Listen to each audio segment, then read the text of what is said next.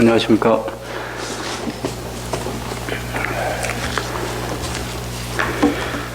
네.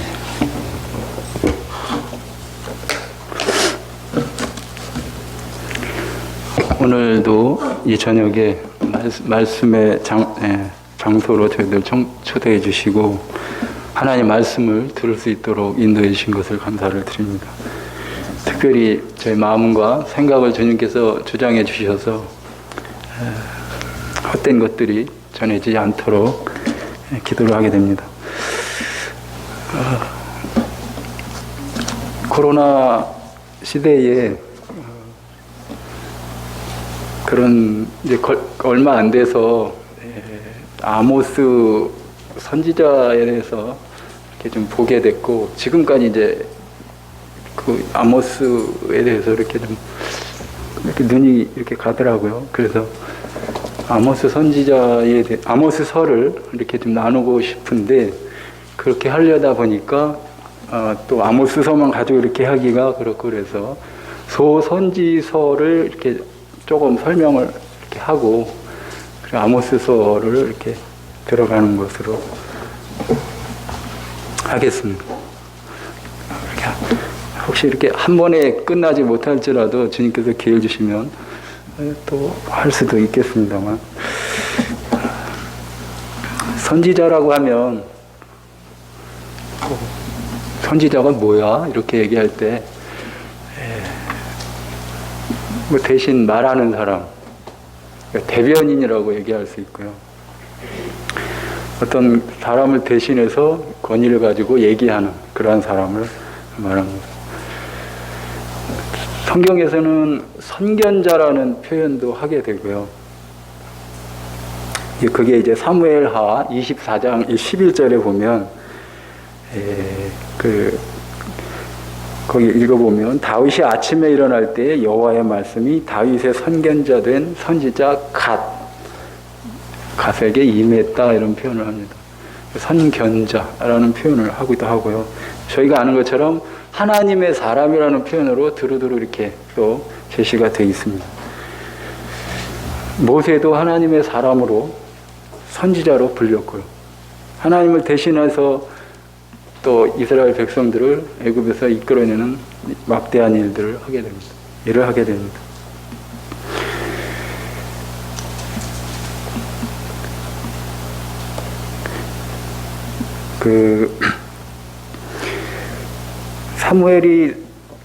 사울이 사무엘을 만날 때 어떤 얘기를 또 하게 되냐면, 이런 말을 합니다.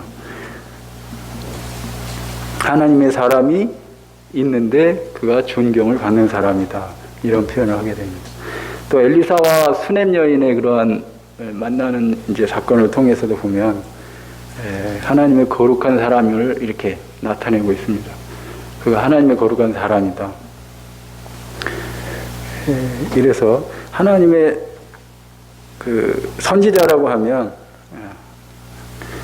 우리가 생각하는 세상의 대변자, 변호사, 이렇게가 아니라 하나님의 말씀을, 하나님의 심정을 가지고 그것을 대신 나타내는 사람이라고 볼 수 있습니다.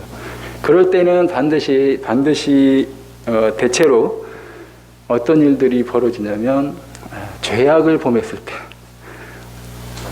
잘 나가다가 옳지 않은 길로 접어들었을 때, 이럴 때 이제 선지자들이, 사사들도 있었지만 나타나서 하나님의 길을 안내를 해주고, 너희 길은 잘못됐다, 이 길로 가지 마라, 이 길이 옳다 하면서 다른 길을 제시합니다. 그런데 그때 이제 반응들은 그 백성들의 몫이었지만, 따르기도 하지만 대체로 따르다가 이렇게 실패하고 자기의 소견으로 이렇게 가고, 옳지 않은 우상을 숭배하거나 그렇게 그릇된 길로 가다가 심판을 초래하게 됩니다. 여기가 이제 그런 부분에 많은 교훈을 선지서를 통해서 이제 받게 될 것입니다. 그리고 오늘을 사는 저희들에게도 이런 부분이 큰 교훈이 될 것입니다. 비슷한 부분이 많이 있기 때문에요. 선지자들은 성별이 이렇게 부르심을 입은 자들은 그냥 어느 날 갑자기 부르심을 받는 경우도 있고요. 또 교육을 어느 정도 그런 환경에서 조금 훈련이 되다가 부르심을 받는 경우도 있고, 뭐 여러 가지가 있지만 어쨌거나 하나님 앞에 부르심을 받았다는 건 성별이 됐다, 성별된 자들이 있다라는 것을 우리가 알 수 있습니다. 이사야서 6장에 이사야서의 고백이 이렇게 나타나 있습니다. 여러분들 구원받을 때 다 그와 같은 이렇게 세상과 갈라지는, 하나님 앞에 이렇게 바로 서는 세상하고 이런 경험을 했을 텐데, 영미권의 사역하시는 형제님들 한 300분 정도 이렇게 글들을 한번 본 적이 있습니다. 공통점이 뭔지는 벌써 아실 겁니다. 하나님께서 어떻게 나를 구원하셨는가? 이것이 말씀 앞에서 분명히 합니다. 또렷합니다. 여러 상황이 다르지만 말씀 앞에서 그를 불복시키고 돌아오게 합니다. 뿐만 아니라 그를 사역으로 부르실 때 말씀 앞에 또 굴복하게 하고 그 말씀에 떨게 하고 계속 마음을 두게 하고 그 하나님 고민도 하지만 또 왜 여러 가지로 하나님 앞에 나가서 따르겠다고 고백하면서 남은 여생을 드리는 그런 삶을 삽니다.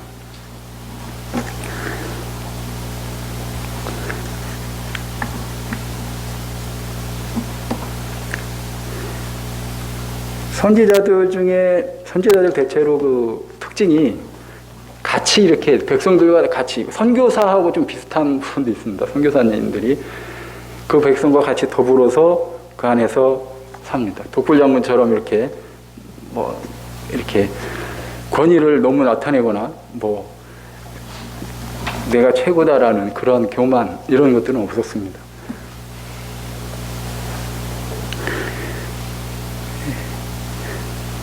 또 선지자들의 특징은 권세에 타협하지 않았다는 것입니다. 아모스를 참 좋아하게 될 것 같습니다. 이제 나중에 말씀을 드리겠습니다만, 선지자들이 다 그렇지만요. 그리고 선지자들은 말씀을 이렇게 전할 때 이렇게 몇 가지 유형들이 있는 것 같습니다. 꿈으로도 이렇게 보고 이상을 가지고도 이렇게 본 것을 대언하기도 하고, 그것을 직설적으로 이렇게 백성들한테 얘기도 하는 경우가 있습니다. 아모스서 1장 2장을 이렇게 보면 이스라엘을 둘러싼 유다를 비롯한 7개 나라를 이렇게 신랄하게 죄를 낱낱이 고발하는, 기소하는 듯한 그런 상황 가운데서 그냥 직설적으로, 물론 빗대서 표현하는 비유도 있지만 그렇게 강하게 심판을 지적하고 심판을 하는 그런 직접적인 그런 설교가 있습니다. 또 에스겔서나 이렇게 에스겔 15장 16장을 한번 보시면 이스라엘 백성들이 어떤 상황인가를 이렇게 비유적으로 이렇게 표현할 때 불에 이렇게 던져진 땔감 이런 표현을 합니다.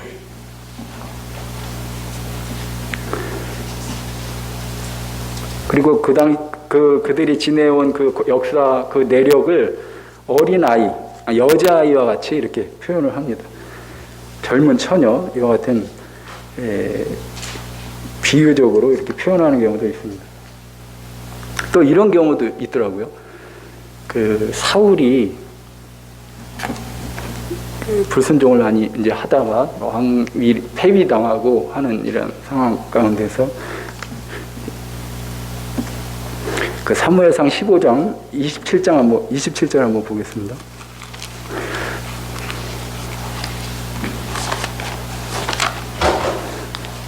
이것도 사무엘상 15장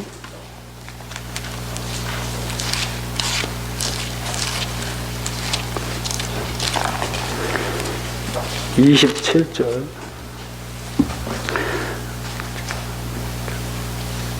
제가 읽겠습니다. 사무엘상 15장 27절. 사무엘이 가려고 돌아설 때에 사울이 그의 겉옷자락을 붙잡음에 찢어진지라. 사무엘이 그에게 이르되 여호와께서 오늘 이스라엘 나라를 왕에게서 떼어 왕보다 나은 왕의 이웃에게 주셨나이다. 이 왕위가 이제 폐위가 될 것을 이와 같이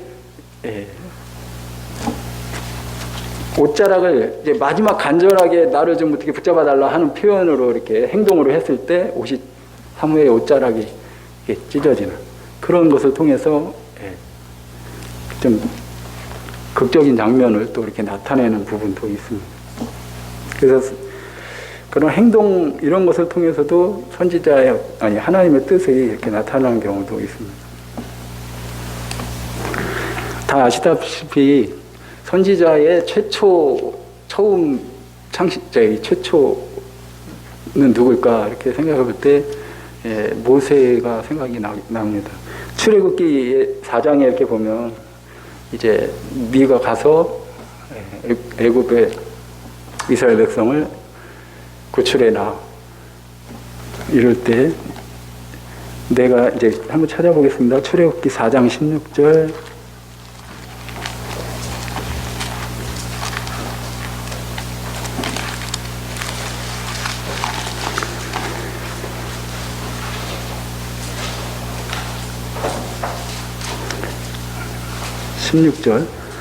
출애굽기 4장 16절.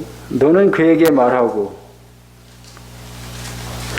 그의 입에 할 말을 주라. 내가 내 입과 그의 입에 함께 있어서 너희들이 행할 일들을 가르치라. 그가 너를 대신하여 백성에게 말할 것이니. 이때 여기서 이제 형 아론이 이제 대신해서 네가 말을 못하면 형을 통해서 너가 그런 부족한 부분을 보충해 줄 것이다. 그러니 걱정 말아라. 이런 부분도 있고요. 그 앞에 10절에 보면 나는 말을 할 줄 모른다.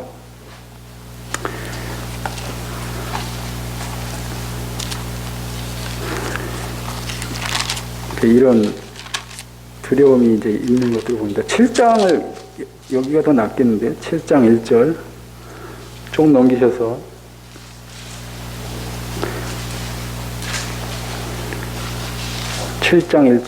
출애굽기 7장 1절.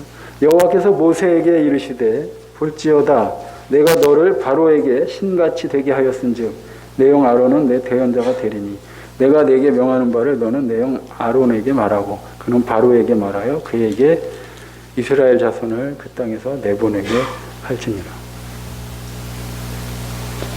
하나님께서 형 아론을 통해서 말씀을 해주고 그것을 모세 결국에 또 바로에게까지 이렇게 전해지는 상황입니다. 전달되게 되는 것입니다. 이 선지자들은 하나님의 말씀을 받은 자인데요. 이 말씀들 이렇게 보면서 생각나는 것은 또 이렇게 마음에 감사가 돼서 이렇게 물밀듯이 오는 하나님의 말씀들이 있었습니다. 요한복음 14장 26절 찾지는 않겠습니다. 성령님께서 보혜사 곧 아버지께서 내 이름으로 보내실 그 성령 그가 너희에게 모든 것을 가르치시고 내가 너희에게 말한 모든 것을 생각나게 하리라 이렇게 말씀을 해주셨습니다. 선지자가 사실 지금으로 와서 저희가 하나님 안에 주님 안에 들어왔을 때 저희들이 하나님의 말씀을 맡은 자입니다. 말씀이 우리 안에 있습니다. 말씀대로 행하려고 계속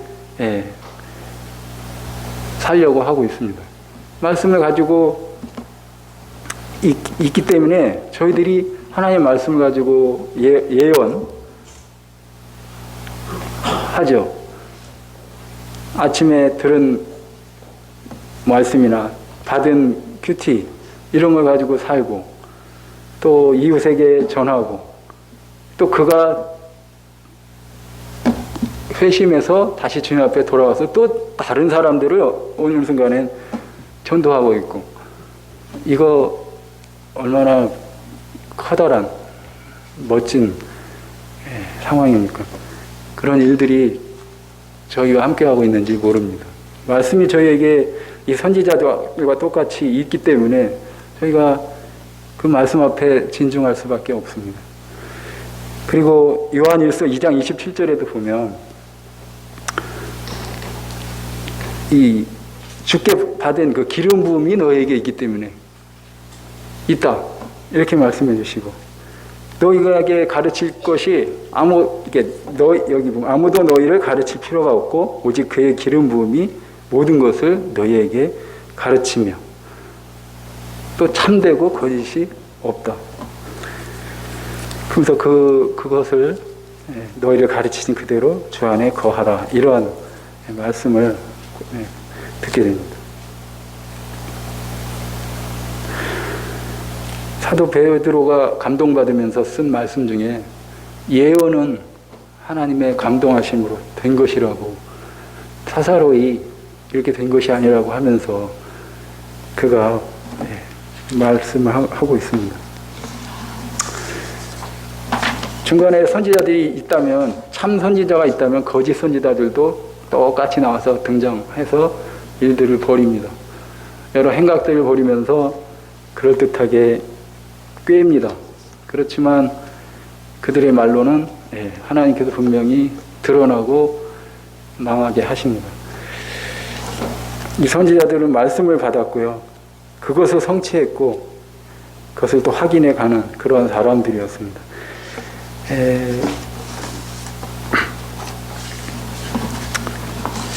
이제 선지자에 대해서 이렇게 하고요. 소선지서, 이게 아모스는 이제 선지서가 이제 대선지서, 소선지서 이렇게 나눈다고 한다면, 그 이사야서, 예레미야, 에스겔, 그 다음에 다니엘, 이런 책들은 대선지서라고 불립니다. 그들이 기골이 장대해서 키가 커서 그래서 대자가 붙은 것은 아니고요, 분량이 많아서 그것을 분류할 때 분량이 좀 많지요. 그래서 대자가 붙었다고 합니다. 그럼 소선지서는 마찬가지로 분량이 그거보다 조금 덜해서 소자가 붙었다고 합니다. 소선지자들이 쓴 소선지서는 12편이 됩니다. 호세아서부터 말라기까지 있습니다. 이들이 주로 활동했던 것은 북이스라엘이 있고, 이제 솔로몬 사후에 왕국이 분열되고 북이스라엘하고 남유다가 이렇게 나눠지는데, 북이스라엘에 세 선지자가 활동을 하고 나머지는 남쪽의 유다에서 활동을 하게 됩니다. 그 중에는 고향은 유다인데 북쪽에 가서 활동한 아모스와 같은 선지자도 좀 특이한 선지자지만 있습니다. 그들의 출신들은 대체로 이렇게 그런 선지자로 할 만한 자격을 갖출 만한 그런 학교라고 할 수 있는 그런 데서, 왕국이나 그런 도시 이런 데서 훈련을 이렇게 받는 그러한 자들도 있지만, 어느 날 갑자기 무슨 바람과 함께 나타나는 것처럼 나타나는 그러한 선지자도 있습니다. 아모스가 이제 그러한 일에 들어가는데요. 선지서에서 발견하는 교훈이 있다면 세 가지를 말씀을 드릴 수 있겠습니다. 먼저 역사적으로 우리가 여기서 무엇을 캐낼 수 있는가, 이거거든요. 당시 상황에 비춰서 어떤 필요가 우리에게 있는가, 필요를 가질 수 있는가, 필요를 주시는가, 이거. 그 다음에 예언적으로 받는 것이 있다면 장차 있을 일에 대해서, 그 심판에 대해서.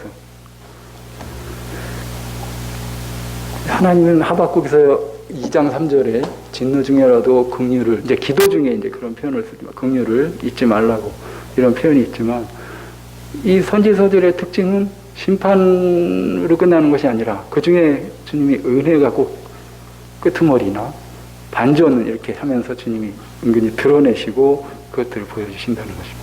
이것이 저희들에게 해당이 됩니다. 지금은 이제 저희는 은혜 가운데 있지만요. 그 다음에 한 가지 더 교훈적인 부분이 있다면 실천적으로 저희가 받을 교훈이 있습니다. 뭐 호세아서를 이렇게 보면 무슨 교훈을 받겠느냐라고 했을 때, 뭐 여러 가지가 있겠습니다만, 참 우리 주님을 생각나게 결혼을 했는데 아내가 불륜을 저질러서 겪는 그러한 어려움 가운데, 그게 주님의 그렇게 뜻을 주셔서 그렇게 하라고 하시네요. 얼마나 마음이 어려웠겠어요. 그럼에도 자식을 낳고 하나님의 일들을 하고 말씀을 전하고 선포하고 이렇게 해서 주님의 어떤 뜻들을 드러냅니다. 오늘날 우리가 세상을 땅에 이제 이 땅에 살지만 그런 음행, 영적으로 특히 음행들이 상당히 범람 이렇게 많이 있습니다. 이런 것에 이 선지서, 소선지서, 뭐 다른 선지서도 분명히 있습니다만 이런 부분이 선지서에서 저희들이 특별히 더 교훈을 받을 것 같습니다. 자, 그러면 이게 서론이 돼버렸습니다. 아모스서를 시간이 되면 대로 이렇게 좀 조금씩 보겠습니다. 주님 허락하시면 뭐 다음에 또 할 수도 있겠습니다만 하는 데까지 시간으로 하겠습니다. 아모스서 읽도록 하겠습니다.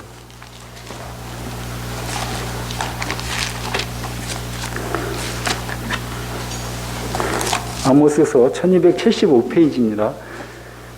조금 빠른 속도로 제가 한번 읽겠습니다. 1절부터 2장 3절까지만 오늘 읽도록.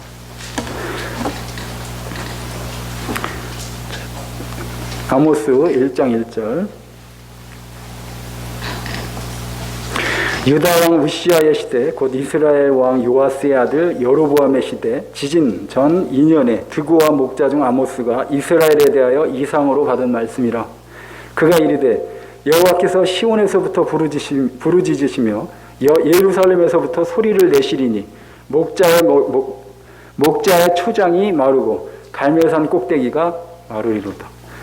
여호와께서 이와 같이 말씀하시되 다메섹의 서너 가지 죄로 말미암아 내가 그 죄를 돌이키지 아니하리니 이는 그들이 철 타작기로 타작하듯 길리앗을 압박하였음이라. 내가 하사엘의 집에 불을 보내리니 벤하닷의 궁궐들을 사르리라. 내가 다메섹의 빗장을 꺾으며 아웬 골짜기에서 그 주민들을 끊으며 베데덴에서 규 잡은 자를 끊으리니 아람 백성이 사로잡혀 기르에 이르리라. 여호와께서 말씀하셨느니라. 6절. 여호와께서 이와 같이 말씀하시되 가사의 서너 가지 죄로 말미암아 내가 그 죄를 돌이키지 아니하리니 이는 그들이 모든 사로잡은 자를 끌어 에돔에 넘겼음이라. 내가 가사성에 불을 보내리니 그 궁궐들을 사르리라. 내가 또 아스돗에서 그 주민들과 아스글론에서 규를 잡은 자를 끊고 또 손을 돌이켜 에그론을 치리니 블레셋에 남아있는 자가 멸망하리라. 주 여호와께서 말씀하셨느니라. 여호와께서 이와 같이 말씀하시되 두로의 서너 가지 죄로 말미암아 내가 그 죄를 돌이키지 아니하리니 이는 그들이 그 형제의 계약을 기억하지 아니하고 모든 사로잡은 자를 에돔에 넘겼음이라. 내가 두로성에 불을 보내리니 그 궁궐들을 사르리라. 11절.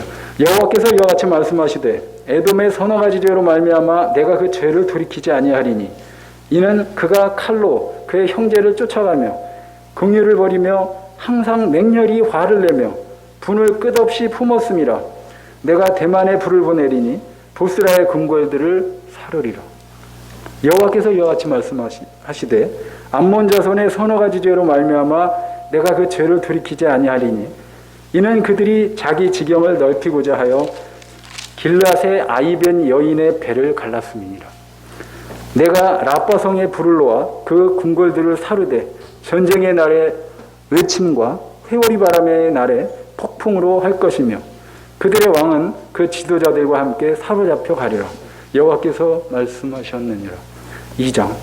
여호와께서 이와 같이 말씀하시되 모압의 서너 가지 죄로 말미암아 내가 그 죄를 돌이키지 아니하리니 이는 그가 에돔 왕의 뼈를 불살라 재를 만들었습니다. 내가 모압에 불을 보내리니 그리옷 궁궐들을 사르리라. 모압이 요란함과 외침과 나팔 소리 중에서 죽을 것이라. 내가 그 중에서 재판장을 멸하며 지도자들을 그와 함께 죽이리라. 여호와께서 말씀하시니라. 이와 같이 되겠습니다.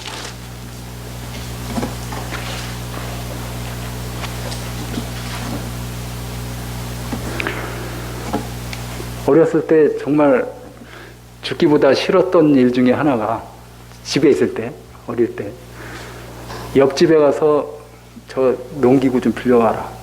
저 뭐 곡괭이 좀 빌려와라. 이런 심부름을 이렇게 권유받을 때 부모님한테 아니 아버지가 가서 하면 되지. 왜 나를 시키냐고 이제 속으로 투덜대죠. 근데 그거는 그래도 좀 소소한 거니까 괜찮은데 뭐 리어커를 좀 빌려와라. 어떨 땐 경운기까지. 이러면은 이제 가기가 싫어요. 지금 생각하면 왜 이렇게 흔쾌하게 예 하면서 가서 그 시원하게 못 해드렸는가 이런 그 아쉬움도 있지만 그때는 왜 이렇게 가기가 싫어서 빼고 했는지 모르겠습니다. 하기 싫은 일을 억지로 한다는 것.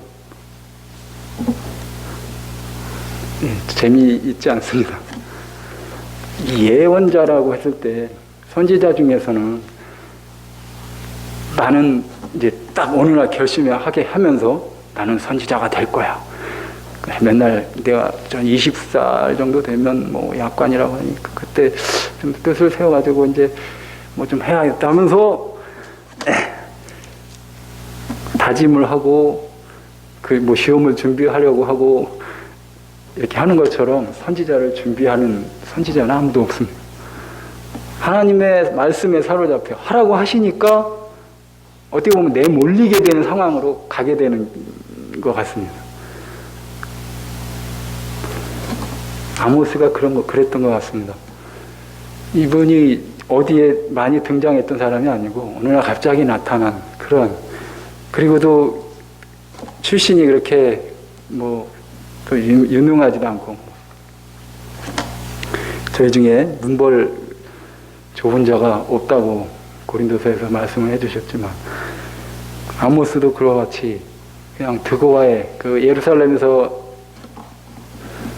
남쪽으로 한 16km 떨어져 있는 드고아라는 그 별로 알려지지 않은 그런 곳에서 나고 자란 그러한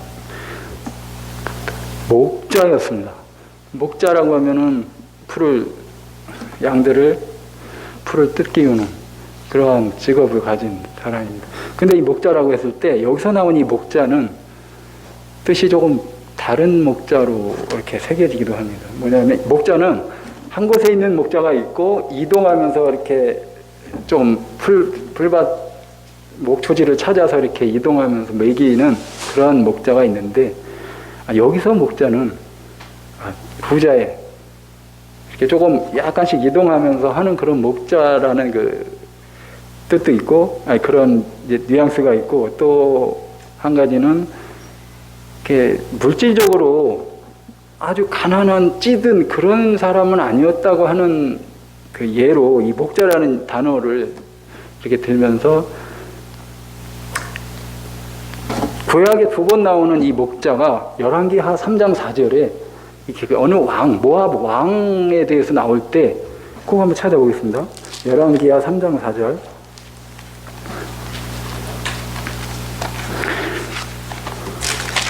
들어보셨을 이름입니다.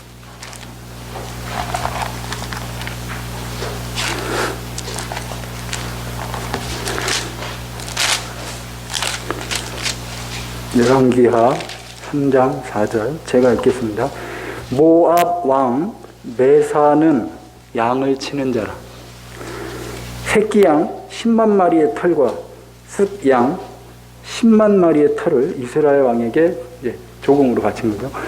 이런 상황인데 이때 양을 치는 자라고 여기 있는 목자하고 이 원어상은 똑같다고 봤을 때는 이 구약에 나오는 이 두 마디, 똑같은 말이 두 번 나오는데 목자가 양을 치는 자.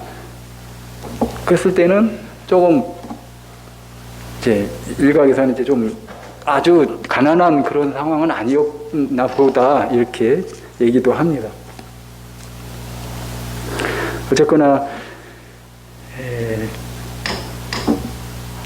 그 드고와 목자 중 아모스가 이스라엘에 대해서 이상으로 받은 말씀이라고 이렇게 나와 있습니다. 1장 1절입니다. 지금 여기 보면 그 당시에 이제 나라와 그 왕들에 대해서도 이렇게 거론이 됩니다.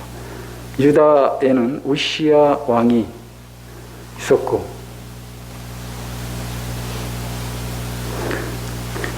북이스라엘에는 요아스의 아들 여로보암의 시대라고 했습니다.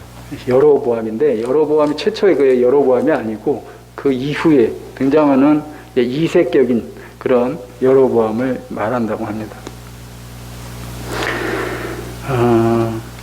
2절을 한번 보시면 그 출신을 잠깐 말씀드리면 아모스는 여기 보면 드고와 목자라고 했습니다. 드고와는 유다에 있습니다. 근데 북이스라엘에 대하여 이스라엘에 대하여 이상으로 받은 말씀이다 이겁니다. 그러니까 나는 지금 유다에 있지만 남쪽 우리나라로 말하면 남한에 살지만 북쪽에 가서 복음을 전하라 이런 이제 쉽게 말하면 그런 상황입니다. 그런 이제 특이한 상황을 알 수가 있고요. 2절에 보면 우리 이제 하나님 여호와께서 이제 진노하시는데 이와 같이 강력하게 이렇게 성을 내시고 분노하시는 그런 표현이 있는가 싶을 정도의 표현이 여기 나옵니다. 한번 다시 읽어보면 여호와께서 시온에서 부르짖으시며 예루살렘에서부터 소리를 내시리니 목자의 초장이 마르고 갈멜산 꼭대기가 마르이로다.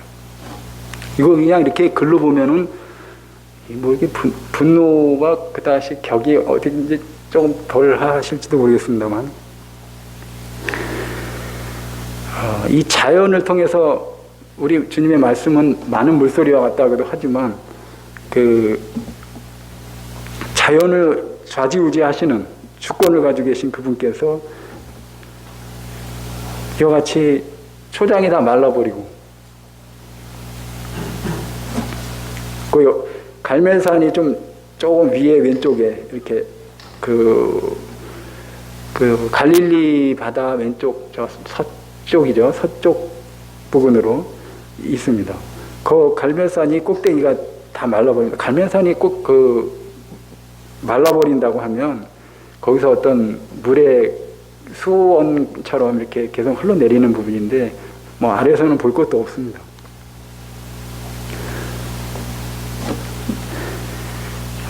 이와 같이 여기 시온에서 부르짖으시며 이런 표현을 부르짖는다고 이렇게 표현을 하고 이렇게 말씀하십니다. 상당히 노하시는 그러한 표현입니다. 3절부터는 이제 여러 도시가 나옵니다. 이스라엘을 둘러싼 그 주변 국들이 이렇게 하나씩 열거가 되면서 그들의 죄악들을 다 드러냅니다. 비교적 자세한 것 같습니다.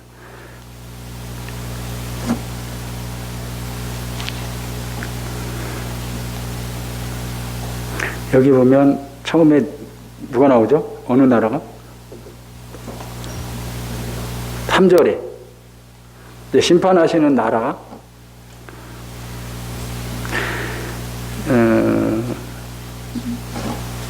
여기 보면 다메섹이라고 나옵니다. 뭐 다마스커스라고도 하고 지금 말하면 이제 시리아라고 하는데요. 여기 보면 다메섹의 서너 가지 죄로 말미암아 내가 그 죄를 돌이키지 아니하리니 이렇게 나와 있습니다.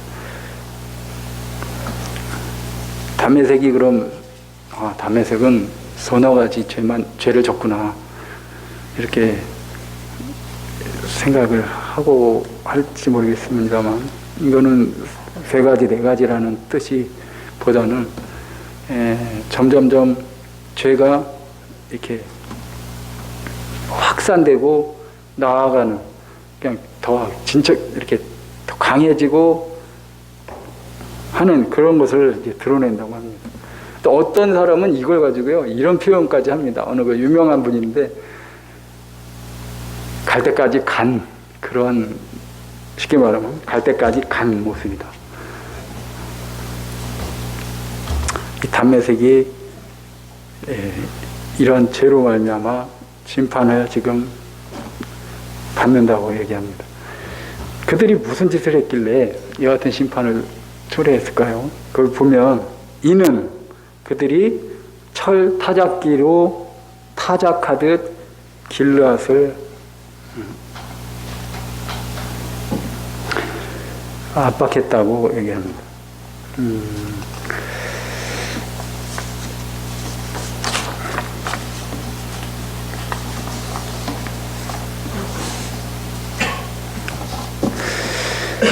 이 타작을 해볼 때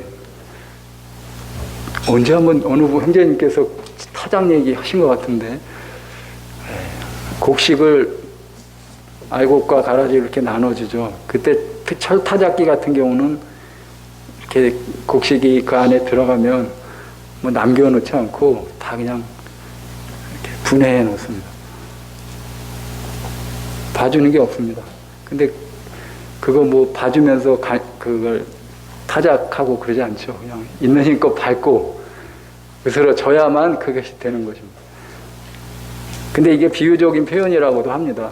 그만큼 강하게 압박하고 압제하고 하는 모습의 한 전형적인 표현이라고도 합니다.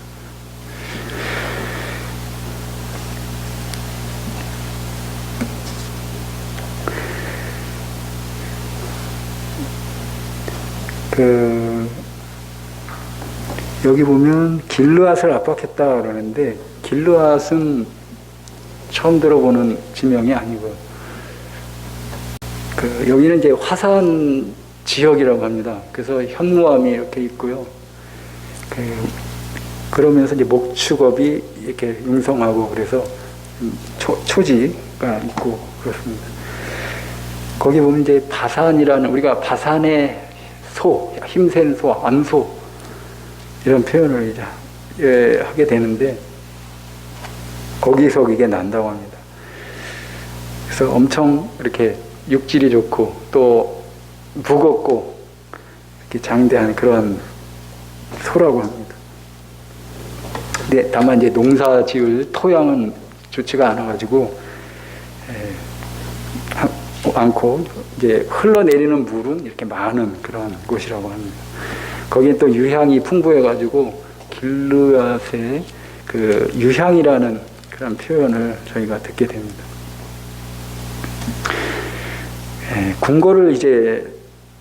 궁궐이 살라지고 여기 보면 5절에 보면 벳 에덴에서 규 잡은 자를 끊는다 이런 표현입니다. 규를 잡는다라는 것은 이제 통치자를 말하고 있습니다. 규라고 하는 것은 이렇게 미는 이렇게 좀 뾰족뾰족하고 이렇게 뾰족하죠. 그리고 아래는 이제 네모가 진 그런 이제 옥을 가리킨다고 합니다. 예전에 중국이나 우리나라 조선시대에도 이거 저런 데 보면 기록이 있는데요. 똑같은 것 같지는 않은데 조금씩 다른데요. 그 어떤 권위, 왕의 권위, 다스리는 그 통치자의 권위, 이거를 나타냅니다. 그런 것을 이제 깨뜨리겠다는 말씀입니다.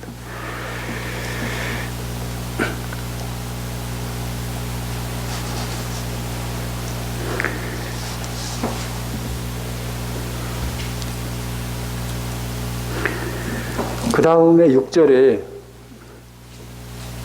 6절까지 가사까지 좀 봐야 될 것 같습니다.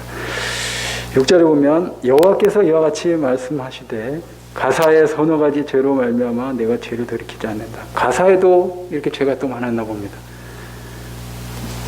또 넘치는 죄입니다. 이 가사는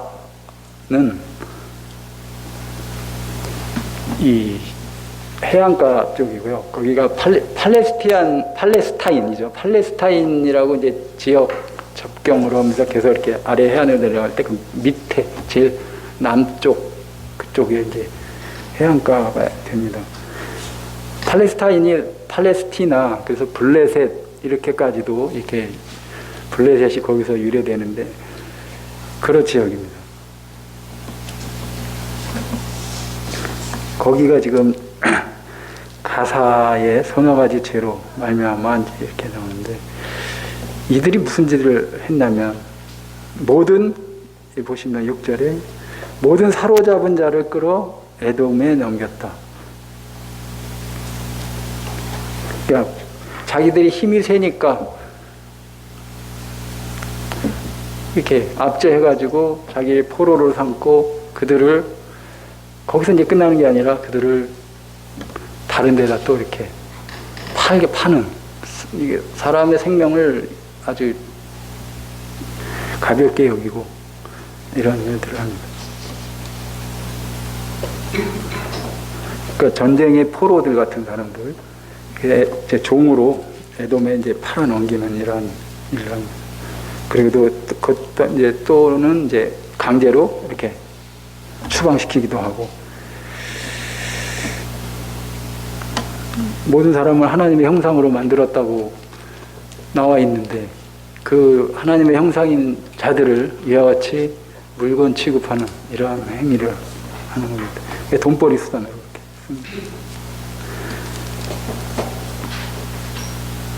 내가 그 가사성에 불을 보내리니 그 궁궐들을 사르리라. 아스돗과 아스글론이 이렇게 나옵니다. 이 아스글론, 아스돗은 서로 인접해 있습니다. 그 가사 땅 고역 옆에 도시인데요. 여긴 다 상업지역입니다. 근데 이 사람들은 돈이면 그냥 모든 게 오케이였나 봅니다. 그래서 돈만 된다? 네, 뛰어듭니다. 그게 어떤 남한테 피해를 입히는가는 중요하지 않았나 봅니다. 노예 매매제가 이제 아주 성행했던 그런 도시였어요.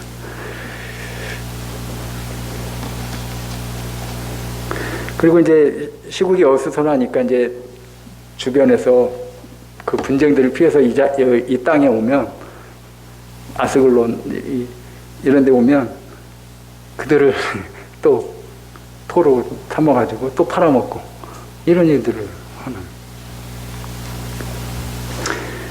그러니까 좀 쉬려고 하는 자들, 그러니까 나그네들을 압제했다는 것입니다. 이 땅에 나그네에 대해서 얼마나 하나님께서 긍휼함을 갖고 그들을 보호해야 될 것인가를 얘기하는데 그들이 오히려 봉이었습니다. 그 같은 일들을. 그래서 하나님께서 심판으로 응징하시는 것입니다. 요즘 그렇지 않아도 난민 문제가 한국에도 이렇게 좀 대두가 되고 있는 상황인데 요즘은 또 어떻게 되는지 모르겠습니다만 국제적인 문제가 되고 있습니다.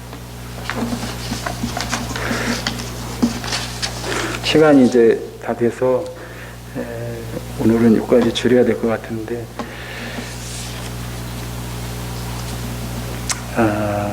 여기 보면 그 우시야 시대에 지진이 일어났다고 하는데요.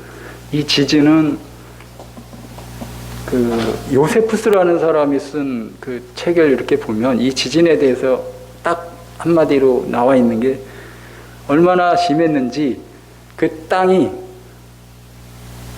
3km, 그러니까 정확히 2.5에서 2에서 4km인데 그게 그 가운데니까 3km 정도가 이렇게 이동하는 일이 벌어졌다고 합니다.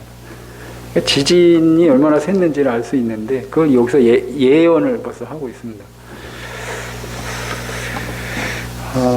오늘 선지서의 소선지서 그리고 거기 아모스서로 이제 들어가는 상황 가운데 이제 좀 선지서에 대해서 말씀드렸고 선지자에 대해서 말씀드렸고 이제 아모스서 이제 조금 들어가 6절 1장 6절까지 이렇게 봤습니다. 선지자는 참 외로웠을 것 같습니다. 하나님의 말씀이 있지만 그것에 반대되는 하나님과 나머지는 다 반대되는 세력이거든요. 거기가 뭡니까? 거기에 맞서기 위해서 내가 그것을 따라야 된다는 것. 이게 참 두렵고 떨렸을 것입니다. 그런데도 그렇게 과감하게 말씀에 의지해서 나가는 모습. 요즘에 저희들은 어떤지 생각을 해보게 되고,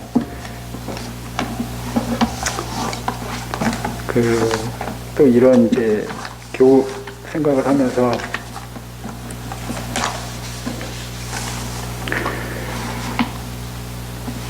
드고와 선지자 같은 경우, 드고와 목자인 이 아모스 같은 경우는 무슨 출신 배경이 좀 명확하지 이렇게 그렇게 내세울 만하지 않고 했습니다. 우리 중에 유명한 자가 없습니다. 근데 요즘엔 얼마나 많이 네가 쌓아온 경력에 대해서 물어오는지 모르겠습니다. 취업하기 얼마나 어렵습니까? 그가 어느 학교를 나왔고 뭐 했는지 이거 철저하게 조사하고 그것을 채택을 합니다. 주님은 우리들을 그렇게 부르지 않으셨습니다. 무엇을 하고 있느냐가 중요한 게 아니라 무엇을 보았느냐, 그리고 넌 지금 무엇을 향해 나가고 있느냐, 이것을 보고 부르십니다. 아니 지금은 이제 향하고 있느냐지만, 그래서 참 감사가 되고요. 참 못한 자들을, 자격이 안 되는 자들을 주님 은혜 가운데 부르셔서 이와 같이 나와서 말씀도 전하게 하시고 또 성도 가운데 교제 가운데 있게 하시는 것을 참으로 이렇게 감사가 넘칩니다. 다만 이제 삶에서 여기서 뭐 아무리 떠들어도 삶에서 일치가 안 된다면 이것은 물거품이 되는 것입니다만, 그래서 삶으로 이것을 증명해내는 저희들의 과업이 있습니다. 시간이 돼서 오늘 여기까지 드리고요. 다음에 7절부터 이어나갈 수 있었으면 좋겠고, 다음에 조금 더 이렇게